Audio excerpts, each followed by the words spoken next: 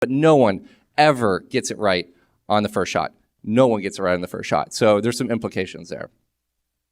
Number 3, rapid prototyping and user testing. So I think this is a really important point. Building a we made this mistake a whole lot early on. Building a fully functional product just to figure out if it's going to work or not is a really, really expensive way to test the hypothesis. So you could get caught up in this loop of like, build the product, launch it, doesn't work.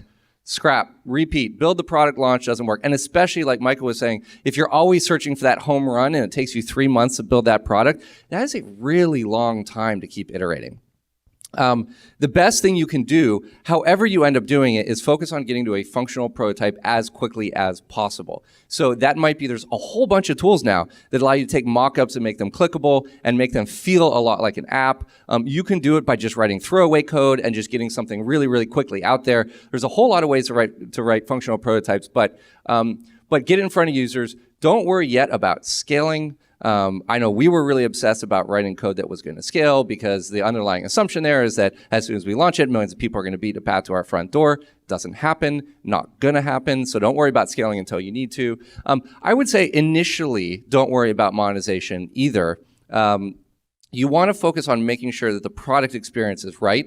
Don't shy away from monetizing your products. Don't shy away from charging for them. But initially, you need to make sure that your product is working for people.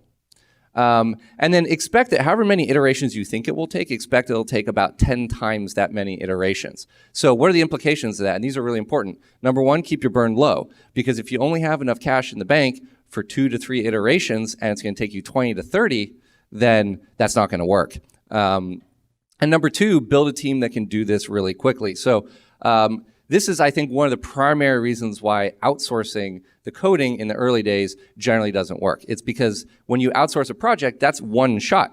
Well, if it's going to take you 20 to 30 shots, not going to work. You need to build a team that can very, very quickly iterate, rinse, and repeat.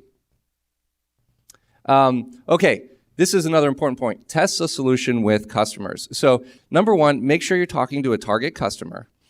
So it's not helpful to just talk to anyone. Make sure it's the one you're targeting, but make sure that you are super flexible on changing your view on who those target customers are. So when you talk to someone and it seems like, hey, this isn't my target customer, but then all of a sudden there's a whole bunch of them showing up and they're hacking and doing really interesting things with your product, you should pay attention to that and potentially change who your target customer is. Number 2, don't overthink it. I think this is a problem a lot of smart people can have. You want to rely on data, you want to rely on market research, you get really, really into the weeds and the strategy, and you super overthink everything. Don't overthink it. Anecdotal is okay. Just getting in there and building and launching something and trying it out and iterating is the most important thing you can do. Here are basically 3 tools. I think these are probably the only 3 that you need. Number 1, customer interviews. You probably need about 5 to 10 of these.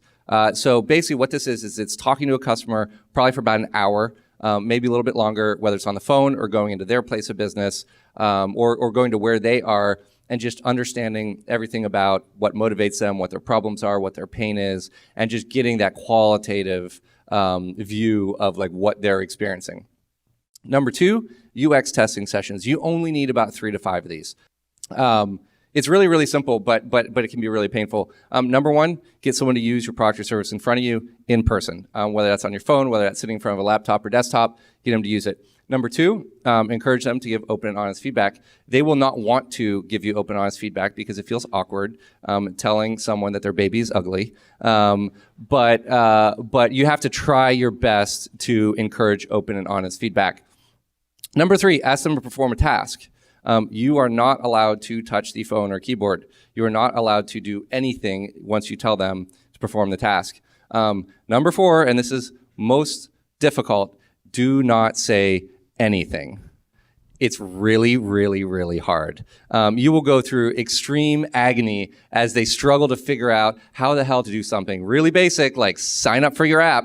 And you'll go through all this pain, and it'll probably take them 2 to 3 minutes, and you'll get this visceral gut feeling. You are not allowed to touch or tell them to do anything until they successfully complete the task, even when they ask for your help. It's really, really hard. Okay, here's another question that comes up. When should we launch?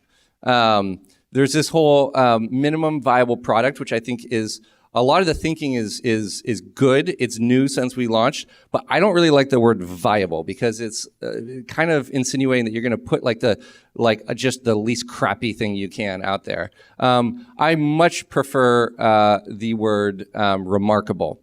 So minimum remarkable product. The product that is the least you can build to be remarkable.